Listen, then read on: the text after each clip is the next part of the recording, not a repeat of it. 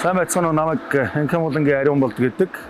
Би Чингис хаан олон улсын нисэх буудлын шувуу зэрлэг амтны хяналтын ажилтнаар 8 дахь жилдээ ажиллаж байна.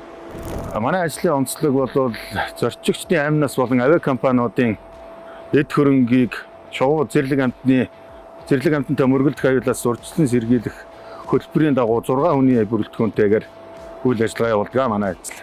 За манай машины онцлог гэх юм бол энэ машиныг бидэд 2 сар гарангийн хугацаанд хэрэгжилж байна.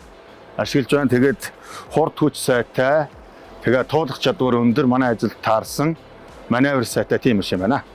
За миний ажлын нэг өдөртөө танилцсан та бүхэнд баярлалаа.